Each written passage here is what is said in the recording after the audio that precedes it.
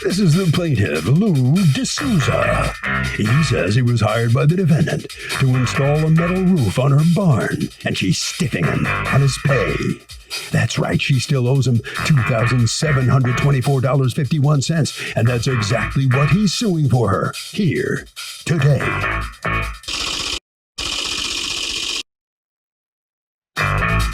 This is the defendant, Edna Pobuda. She says it took this guy almost 2 years to fix a roof, and he didn't do what he was hired to do.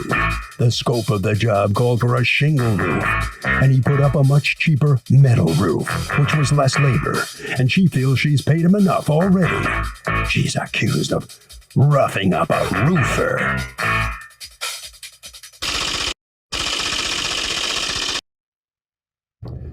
All parties, please raise your right hands. Welcome back to the People's Court. Next case on the docket. The plaintiff says the defendant is stiffing him on an expensive metal roof job and he wants his money.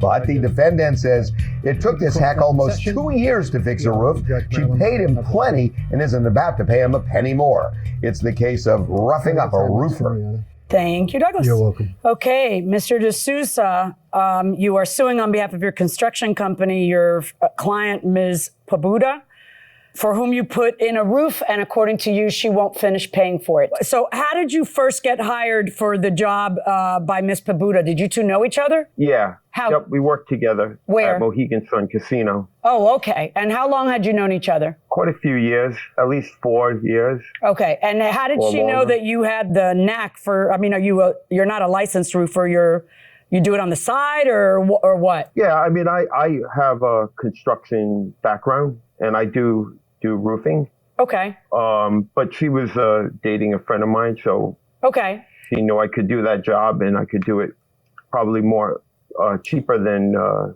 right. Now, she had gotten Anybody some else? prices, and the lowest price she got was what? $8,000. All right. She tells you that, and this is back in January of 2018. And do you agree to do the roof for her? I agreed to do the roof, yes, For how much? for $8,000. All right. Now, according to your complaint, you say, I wasn't sure how much I'd charge her. I'd have to see what was underneath the original roof. So Correct. Did you have a figure? Did you not have a figure? I had a figure, but I explained to her that on any job, it's very hard to know until you look underneath to see if there's any rotted wood. And she had rotted wood. Okay. Also, she wasn't ready to do the job, so Why not? she didn't have the funds. Oh, So okay. she requested that I cover the roof. Okay, with a tarp? Yes. All right. And did the two of you discuss what you would be paid to buy a tarp and put it on her roof? Yes. How much? I explained to her it would be a day's pay of $550, and the top would cost approximately $150. All right. There is an upcharge on that because I went to pick it up. The actual cost was $119. She requested all the receipts, so I acquiesced to that request. Okay. And gave her all the receipts from everything that I purchased. Okay. And then, so you put the tarp. After a year's time. Okay. Yes. I covered it in January of 2018 because she didn't want the horses. She has horses in the barn, and she wanted to keep them out of the weather. Okay. So in January of 2019, she said that her funds were available, but it was in the middle of winter, and I didn't feel that it was safe to do it in the middle of winter. So I said, well, come springtime, I'd be happy to do the roof. All right. So now we're in the winter of 2019, and what happened? Yep. So January 26th of 2019, the tarp from before was not, it's a temporary fix. Yeah. And it's very windy in her area. It's farm area, so the top got ripped. And it snows in Connecticut. And that's correct. Yeah. Okay. So she requested that I cover it again. Okay. So I explained to her that would be another cost, but Why were you collecting the cost of that from her at the time? I wasn't worried about it because How'd that work out for you? It didn't work out well. Right. Okay. So you didn't charge her then. You tell her, okay, I'll charge you all at once at the end. And then what happens? At some point, Ms.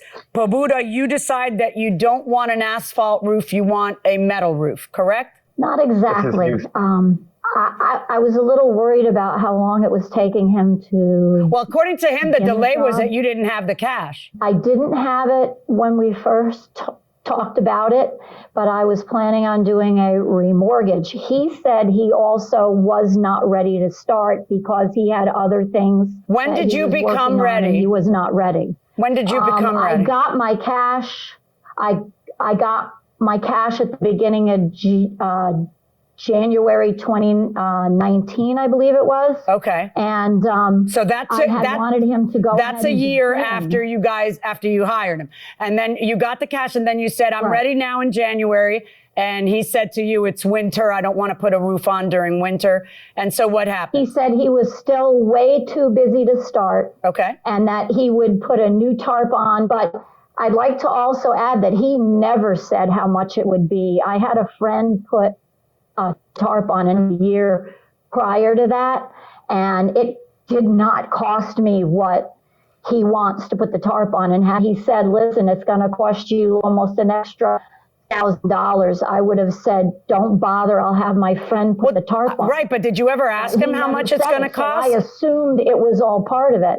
Well, I just assumed, since he never mentioned it, that it was all part of doing the roof. Well, I know, but how much did you think you were going to pay for the roof? $8,000. That was the agreed on for a shingled roof. And that would have included him buying the materials. Okay. Having to remove all the Hold on one shingles, moment. Now let me go to you, Mr. D'Souza. Did $8,000 include you buying the materials? The $8,000 was not included with materials. Wouldn't it be great if we had a contract to look at? That'd be awesome, right? Yes. You say it included materials. He says, no, it didn't. It was just like, well, how do I know that? Where's the contract that I can look at and say, oh, it included materials, right? Everybody's very loosey-goosey. Right. And then everybody wants me to figure it out afterwards, what you guys meant. All right, now let's go to the next thing that happens. At some point, you decide, forget about asphalt shingle. I want a metal roof, correct? Well, it was suggested to me that if we went with the metal, that he would not have to take off any of the old roofing. You put wood strips along the roof and then you attach the metal to the wood strips so that you don't have to remove anything. You don't have to fix any holes. You don't have to do any of that. And it would cut the time it took him greatly, because it was taking a very long time to begin with. Well, how much had you paid him? And that was why I went with the metal. How much had you paid him? At that point, before you decided to go with the metal, how much had you paid him? I had not yet, because he did so why didn't you just hire someone else if he's taking too long? If he's taking too long, why don't you just go hire someone else? You hadn't paid him a penny and he put 2 tarps on. So why wouldn't you just go hire someone else if he's taking too long for you? I felt, because we knew each other and because we had an agreement, I felt sort of obligated. Can I see that agreement again? I did. Can I see that agreement again? I'm sorry, it was a verbal agreement. Yeah, I know. And then he says tomato and you say tomato. I did. Now here's my next question. So you decide I'm going to go with a metal roof, and you feel I had asked him. You ask him, and what does he say? He said he'd never done a metal roof, but he would go ahead and Google it. And he did Google it. That instills confidence. Back to me and he said, yes, that he could do the metal roof. Okay. So I had asked him to go ahead and give me the measurements of the roof, because it's different than when you order the asphalt. And how is it different? Because you order squares. It's just okay. But if he's responsible for materials, then why are you asking him to give you the measurements so you can buy the materials? Because I said I would order them instead, because he was sort of dragging his feet.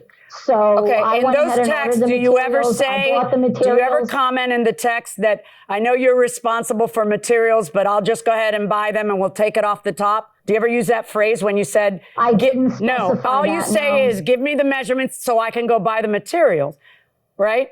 Right. Right. But don't you think that's something that should be discussed if in fact he's responsible for buying the materials? Like, for example, let me order the materials and you can go pick them up and pay for them. Or I've ordered them, just call them with your credit card or something like that. If in fact he's responsible for materials and you've paid 0 so far, don't you think that you should bring it up? Nothing's brought up. I So you order the assume, materials and the 'cause what materials usually end up happens costing you is, how much money? $2,886.67. Okay. And then do you say to him, I expect you to charge me less because a metal roof is less work? Do you say that to him? I did not, no. But you did afterwards, right? And actually, After he put in the metal roof, then I you did say stuck- that to him, right? no, I stuck with the agreed upon $8,000 because I put down 3,000 almost for the materials, and I gave him a check for 5. And he was supposed to cover the cost of the materials Okay, as well. all you're doing is repeating And- yourself. He's saying, no, I'm not responsible for the materials. You're saying, yes, he was. He's saying, no, he wasn't. You're saying, was yes, he was. supposed to be, yes. He's saying, no, you're what? But that's where a contract or even a text comes in handy. In any event, you decide for a metal roof, and then you, Mr. DeSouza, for the first time decide to collect some money for this, right? And how does it go down? Yeah, once the job was done, then I sent her an invoice. She wrote me a check for $5,000 later on. When did you finish a roof? That was July 23rd, 2019, that I completely finished the roof. Okay, and then when did she pay you? Approximately 4 months passed, and I did not receive any money. For 4 months, you don't get paid anything? Yeah, exactly. I finally And got does she, paid on... wait, are you Yes. seeing her at work every day? Yes, Are you saying to her, hey, where's my money? yes. Well, what do you say? What does Politely. Politely, and what does she say? She was very busy, and she'll talk to me later. Just About it. for 4 whole months, she says that? So then she sends you a check 4 months later for $5,000, and what happens? I explained to her that is still there's still some money left over, and she said she would talk to me about it later. Then she requested receipts, all the receipts that of all the items I purchased. I had to purchase other items like all the wood. Right. Now, according Because to I her, had to you get don't the have job to. done. According to her, you don't have to replace any rotten wood when you put a metal roof. You do. You don't want to. There's pictures I put as exhibits that shows the rotted wood. In some of the places, I didn't take a picture of every single item. There was some joists that were rotted, but nothing significant. It took a day and a half to do. Okay. And I charged her accordingly. Okay. Can I ask you, so she pays you $5,000 4 months later, and then you tell her you still owe me money. And she says, I'll talk to you Yeah. about that later. And when does she say, I'm not going to pay you? She never did. All right. What this boils down to is the plaintiff attempting to prove to me that he wasn't supposed to pay for supplies, and you attempting to prove to me that he was supposed to pay for supplies. That's what this boils down to, because most certainly at no point in time did you turn around and say to him, well, it's going to be a metal roof, so it should be cheaper for me, right? No, because Actually, I metal didn't roofs are more intend for that expensive. to be. Yeah. So what this really boils down to, since he thinks that the party's intent was he wouldn't cover supplies and it was just labor, and you think the party's intent was that he would cover supplies, it comes down to me trying to determine what is an appropriate fee for labor alone and putting on the roof. Now, you sent me I don't know who this fellow is to you, Mr. DeSouza. You sent an email and evidence from somebody who does roofs, right? Yeah. Of course, if you are near your budget, we can blah, blah, blah, blah. Oh, so you had to just tell them, you had to pretend you were a client? Yes. And if you scroll down, you could see that they do I guess they do it using GPS, like pictures over the... Google Earth. Yeah, Google Earth, yeah. But Right. remember, a lot of the charges is not just for the roof. Right. It was also for All of the tarping. covering. Yeah. Yeah, all of the I tarping got it. and fixing. I got it. So, and it's still lower. I'm done. Stick a fork in me. I'm done. All right. So here's where we are. I have to decide if the additional $2,724.51 is out of this world wrong on his part, or if that looks like a fair price for just labor. That's how I'm going to decide this case. I'm going to look at him and say, all right, if it's just labor, would that be appropriate? Because you're saying, well, no, Judge, it's not. $5,000 is appropriate if it's just labor. And he's saying, whoa, $8,000 is appropriate for just labor. So I've got to look at it and decide what's appropriate. He gives me an estimate from somebody who says $23,000. I don't know if that's appropriate either. But when I'm looking at this job, and in particular, not just this job, but 2 other jobs that happened before it, because yes, as you said in your answer to the complaint, it was quite naive of you to think that someone would come to your place, buy a tarp, put a tarp on, go through all that effort, and then do it a second time because you've decided that you have money in the middle of the winter. Twice, because it's shredded from twice he's supposed to do that for completely free. It is naive of you to think that. But on top of that, I find it hard to believe that he was supposed to cover the expenses, and it wasn't just labor, because you are unable to prove to me that your other quotes included materials, and you so readily bought the materials and didn't say boo about that changing things. So I'm finding in favor of the plaintiff in the amount of $2,724.51. Pay the man.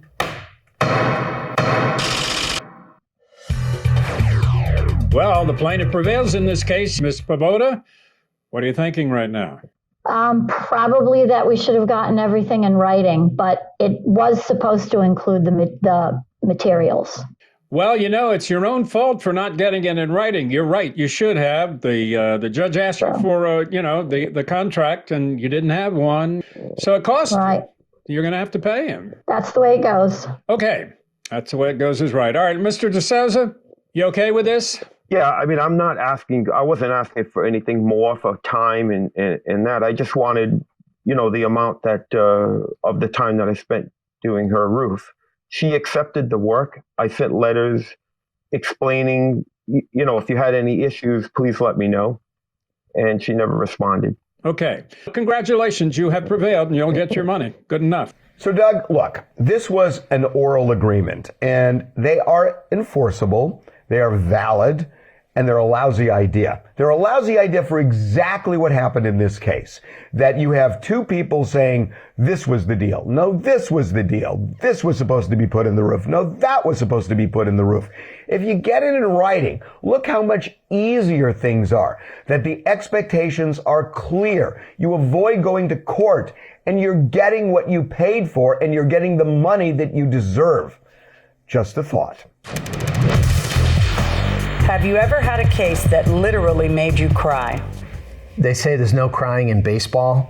And at least for me, there was no crying on the bench. I would usually, if I thought I had to cry, I'd take a break and go back into chambers and do it out of the presence. Did anything ever happen, though, where tears welled up anyway? Oh, yeah, sure. The testimony of the janitor who discovered the body of the boy who was killed in the Southwood Middle School case where a 14-year-old kid killed his best friend.